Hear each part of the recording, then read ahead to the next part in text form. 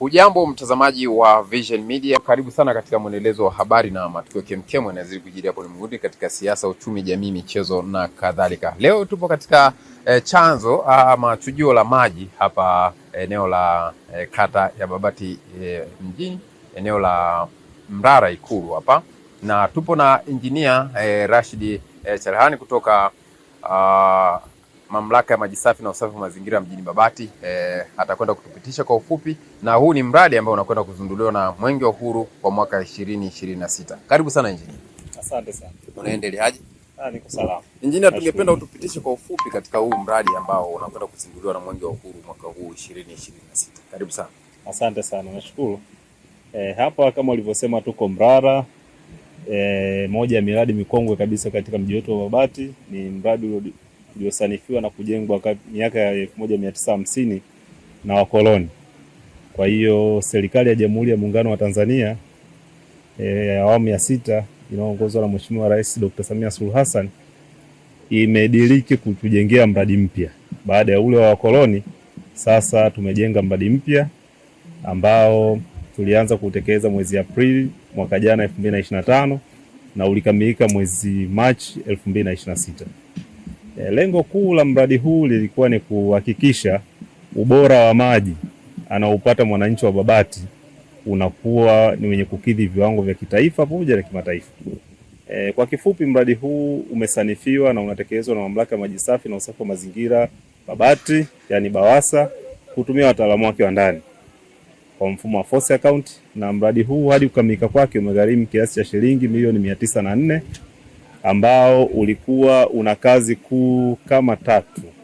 Kazi ya kwanza ilikuwa ni usanifu na ujenzi wa chanzo, na kazi ya pili ilikuwa ni usanifu na ujenzi wa machujio haya tunayoyaona yenye uwezo wa kuzalisha maji lita 1.5 milioni kwa siku. Lakini kazi ya tatu ilikuwa ni kujenga bomba kuu linalotoka chanzo mpaka matenki ya Mrara, urefu wa kilomita 1.1. Kwa hiyo kazi zote hizi zimekamilika kwa 100%, na wananchi zaidi ya 20,000 wa kata za Maisaka pamoja na Babati wanapata huduma ya maji safi na salama. Labda utofauti wa ule mradi ambao ulijengwa na wakoloni na hili chujio mlilolijenga hili jipya, ndio kuna ongezeko lolote la wakazi ambao wanakwenda kuhudumiwa na mamlaka hii na hili chujio ambalo ni jipya? Ongezeko lipo, ndugu mtangazaji. Tulikuwa chujio la awali lilikuwa ni chujio la kizamani ambao lilikuwa lina uwezo wa kuzalisha maji lita 1,000,000 kwa siku. Lakini chujio hili la sasa lina uwezo wa kuzalisha lita 1,000,000, wastani wa lita 1,500,000 kwa siku. Lakini msimu wa mvua tunaweza kuzalisha mpaka lita 2,500,000 kwa siku. Kwa unaweza ukaona wigo wa kuzalisha umeongezeka. Lakini jambo la muhimu sana, chujio hili limetuongezea ufanisi wa kuchuja, kuchakata maji na kutoa maji yaliyo bora hata kama ni msimu wa mvua. Changamoto tuliokuwa nao kwa chujio la mwanzo ilikuwa msimu wa mvua zikinyesha kidogo tu maji yanaweza kutoka kwenda kwa wananchi akiwa na rangi. Lakini kupitia chujio hili maji sasa hivi mwaka mzima yanatoka yakiwa safi na salama. Lakini pia tukumbuke mji wetu wa Babati umepata fursa ya kujengewa na serikali chuo kikubwa cha uhasibu Arusha, campus ya Babati. Kwa moja ya mahitaji ambayo yaliongezeka kwa mtaa wetu wa Mrara au kwa wakazi wanaotumia maji ya Mrara, basi mojawapo ya ongezeko ni chuo cha uhasibu.